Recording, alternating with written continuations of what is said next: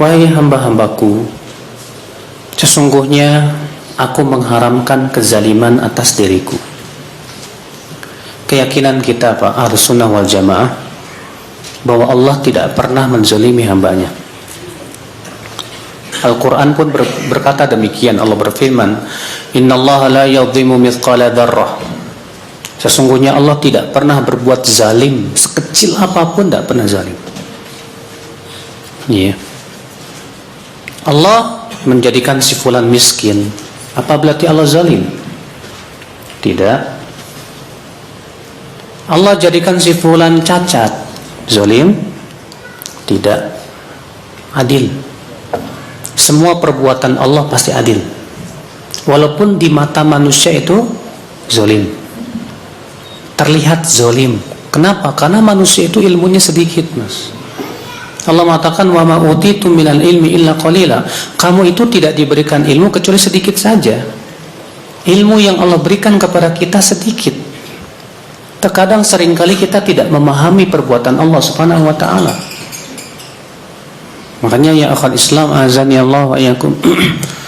Ya Allah menjadikan si fulan buta, yang satu cacat, yang satu sehat, yang satu itu semua dengan keadilan Allah Subhanahu wa taala. Hanya Allah yang Maha tahu hikmah-hikmah di balik itu semuanya. Kenapa Allah jadikan saya kurus ya, enggak gemuk misalnya? Kenapa Allah jadikan hidung saya pesek ya, enggak mancung misalnya? Padahal kan saya pengen mancung kayak dia tuh misalnya gitu ya. Kita katakan Allah Maha Adil.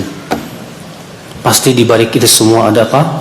Hikmah yang sangat agung, yang luar biasa sekali. Makanya ya akhi, yakini Allah Maha Adil. Perbuatan Allah pasti adil. Allah memasukkan manusia ke neraka dengan keadilannya, dan Allah masukkan manusia ke surga dengan rahmat dan kasih sayangnya. Kenapa Allah masukkan si fulan ke neraka? Karena dia berhak masuk neraka. Disuruh beriman gak mau, disuruh taat gak mau. Padahal sebetulnya dia tahu itu tidak boleh, tapi dia tidak beriman. Adil dong kalau Allah berikan kepada dia sanksi. Kalau ada orang sudah banyak membunuh orang, sudah banyak ngambil harta orang, udah gitu nggak dikasih sanksi, adil nggak Pak? Hah? Adil? Gak adil. Kalau ada orang koruptor, dia udah banyak mengambil harta yang banyak, triliunan, udah gitu dibebasin, adil? Nggak adil Pak. Keadilan itu apa? Yaitu memberikan balasan yang baik buat orang yang berbuat baik, dan memberikan sanksi buat orang yang berbuat buruk. Adil tidak? Adil. Itulah keadilan. Maka dari itulah akhal Islam azani Allah wa iyyakum. Kalau kita memandang seakan-akan perbuatan Allah kok enggak adil, kita katakan Allah yang Maha tahu hikmah di balik semua itu. Iya, itu kewajiban kita sebagai seorang hamba. Kata Allah, hai hamba-hambaku, aku mengharamkan kezaliman atas diri kalian, dan aku jadikan kezaliman itu sesuatu yang haram di antara kalian. Maka jangan kalian berbuat zalim. Zalim itu apa sih Pak? Zalim itu secara bahasa artinya meletakkan sesuatu bukan pada tempatnya. Itu zalim Pak. Jadi secara bahasa kalau antum ya duduk di atas bantal, zalim secara bahasa. Tapi secara syariat ya silahkan aja, nggak masalah. Kalau antum pakai kacamata di pantat ya zalim namanya kan. Kenapa? Karena meletakkan sesuatu bukan pada tempatnya. Adapun zalim secara syariat ya akhi, itu ada dua macam. Yang pertama, zalim terhadap diri sendiri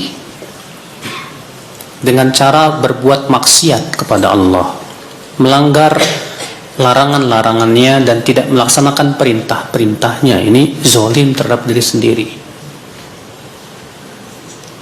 Yang kedua, zalim terhadap orang lain dengan cara menampar, menggibahinya, merusak kehormatannya, mengambil hartanya. Itu namanya zalim kepada orang lain. Dan dua macam kezaliman ini diharamkan oleh Allah Subhanahu wa taala. Namun zalim terhadap orang lain, Pak, di mata Allah lebih berat. Kalau kita zalim terhadap diri sendiri, lalu kita minta ampun kepada Allah, pasti Allah ampuni. Tapi kalau kita zalim pada orang lain, cukup taubat? Tidak. Di sana ada kewajiban yang harus dilakukan. Minta maaf, ya, mengembalikan harta yang telah kita ambil dari dia. Ikhwatul Islam, maka Allah Ta'ala mengatakan, dan aku jadikan kezaliman itu diantara kalian haram, maka jangan kalian saling menzalimi dengan cara mengambil harta, dengan cara menyakiti orang, dengan cara menggibahnya, merusak kehormatannya. Sebutkan dalam hadis Nabi SAW, Rasulullah SAW bersabda, atadruna manil muflis, tahukah kamu siapa orang yang bangkrut itu? Kata para sahabatnya, Rasulullah, orang yang bangkrut menurut kami itu orang yang sudah ludes harta dan harta bendanya. Kata Rasulullah, walakinnal muflis yaumil qiyamah man ya'ti bisolatin wa zakatin wa saumin wa hajjin. Akan tetapi orang yang bangkrut pada hari kiamat itu, yaitu orang yang datang membawa pahala solat, zakat, puasa, haji, tapi ternyata ia pernah memukul orang, menempeleng orang, menumpahkan darah orang, ya, mencaci orang, lalu ia pun bayar semua kezalimannya itu dengan amalan-amalan soleh dia. Fa in faniyat hasanatu, kalau amal solehnya habis, sementara yang dizaliminya masih banyak, maka dosa yang dizalimi itu akan diberikan kepada yang menzalimi. Lalu ia pun dilemparkan ke dalam api neraka. Bangkrut nih, Pak. Na'udzubillah. Ya, jangan sampai kita menjadi orang-orang yang bangkrut, ya akhal Islam, azani Allah wa iyyakum.